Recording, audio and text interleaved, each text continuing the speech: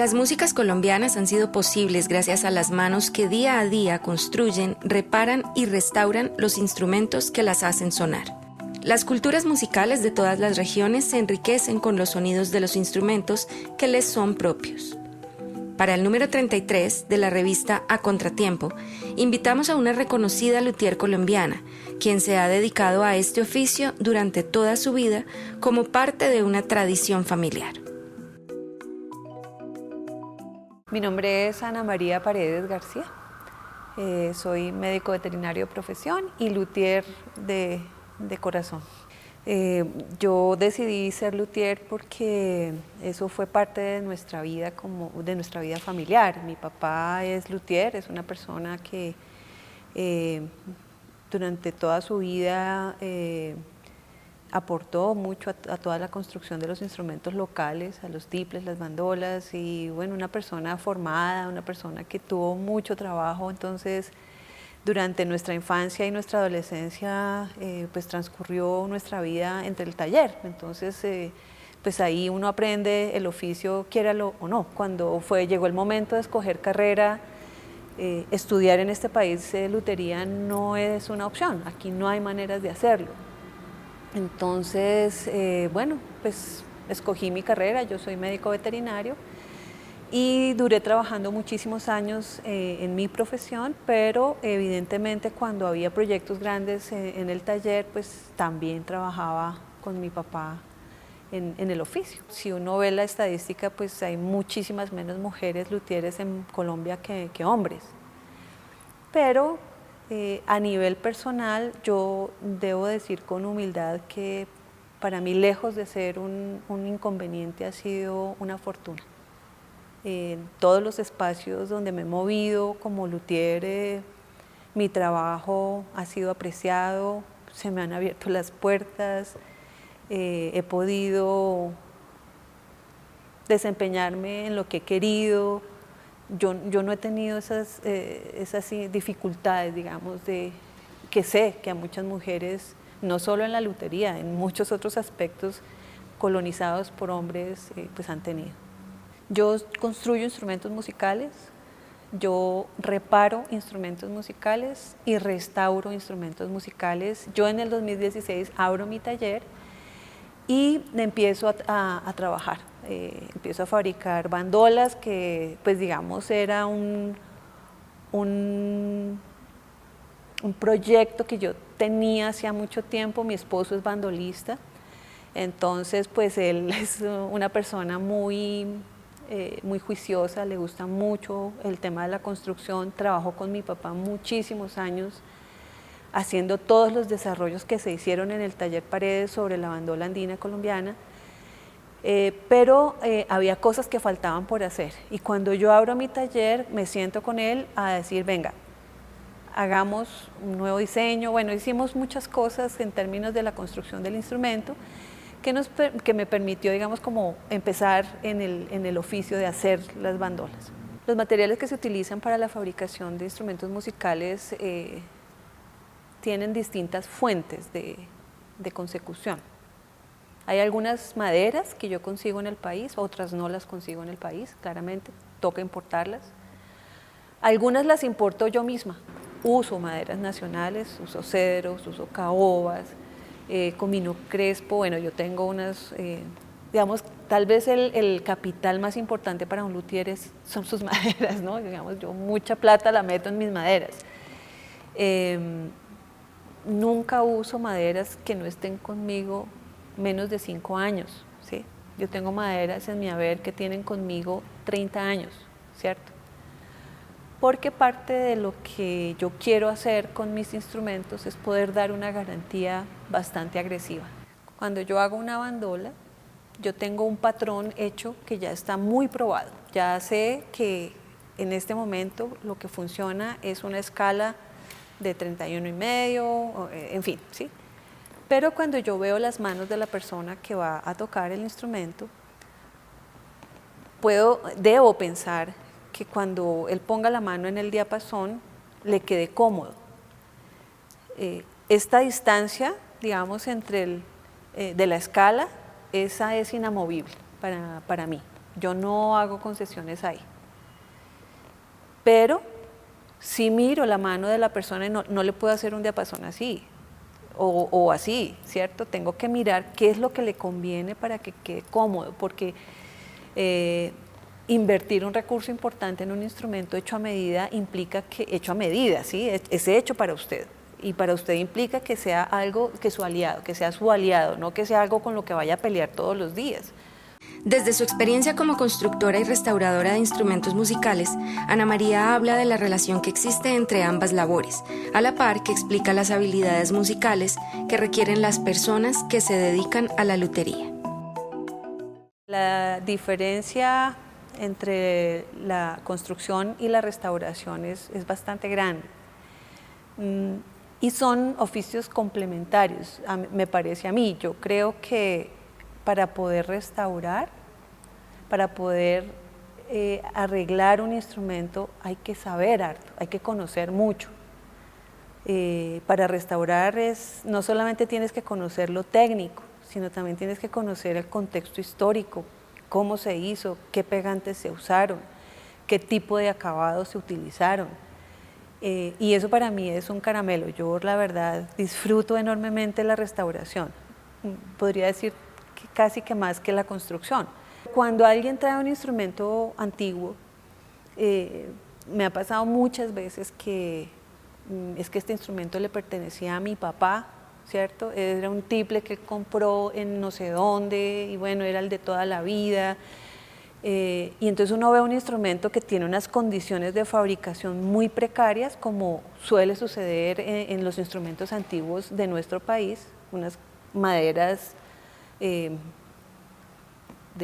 triplex de guacal, o sea, pinos de guacal y maderas que no son tan finas, pero tienen un valor sentimental para esa persona. Entonces, ¿qué es lo que usted quiere? ¿Usted quiere volver a tocar ese instrumento?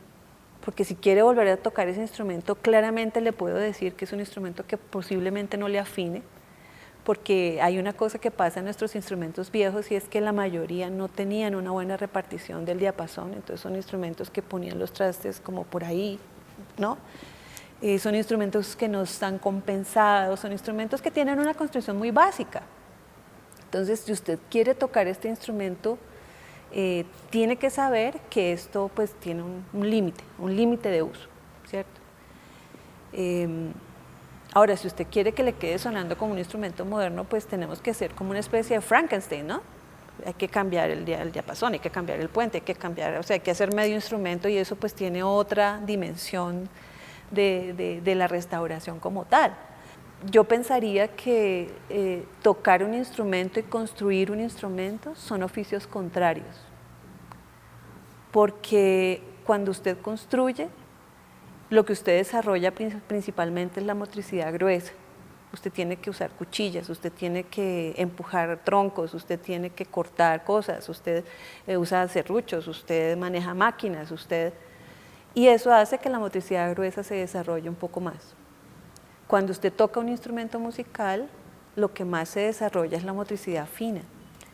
Y hacer las dos cosas al tiempo no es que no se pueda, pero es bastante difícil. Y bueno, hay otra cosa que es clarísima y es que en este oficio pasan accidentes. Usted se puede cortar un dedo, usted se puede machucar, usted se puede agredir de cualquier manera. Pero para un músico, este es el capital. Entre la construcción, digamos, artesanal, como tú le llamas, y la construcción en fábrica, pues existen muchísimas diferencias, ¿sí? En una fábrica, lo importante no es optimizar el recurso. En una fábrica lo importante es tener un estándar. En el proceso de fabricación una persona se encarga de hacer los mangos, otra persona se encarga de pulir las tapas, otra persona dobla los aros, otros hacen los puentes, otros hacen los diapasones. Entonces hay muchísimas personas que están interviniendo un mismo instrumento.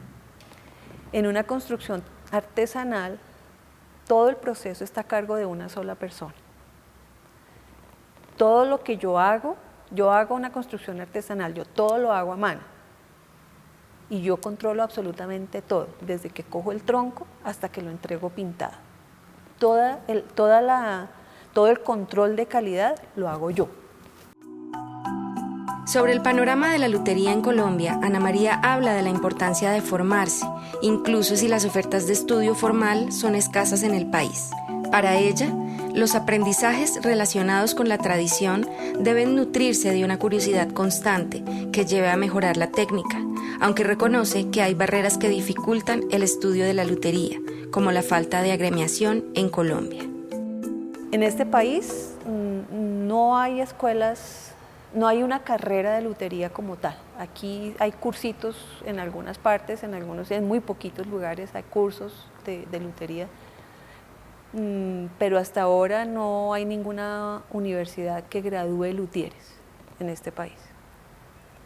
Entonces, ¿eso qué significa? Que las personas que hacemos este oficio lo hemos aprendido porque hemos tenido un maestro que nos ha enseñado. En mi caso particular, pues mi papá fue mi maestro. Adicionalmente a eso, digamos, el estar vinculada con organizaciones de luthieres internacionales, pues ha sido una cosa para mí, una fortuna enorme, porque pues he aprendido muchísimo, he tenido la oportunidad de viajar y de aprender con luthieres afuera. Tengo muchos colegas por fuera con quienes interactúo permanentemente sobre cosas, sobre materiales, sobre pinturas, sobre formas de hacer las cosas, y eso enriquece el hacer de la lutería. Y eso, digamos, tiene unas implicaciones clarísimas. Poder salir de este país para hacer eso implica un gasto enorme, ¿sí? Que desafortunadamente no muchos colegas tienen. Bueno, actualmente el gremio de la lutería en Colombia no existe, o sea, no hay una agremiación como tal, ¿cierto?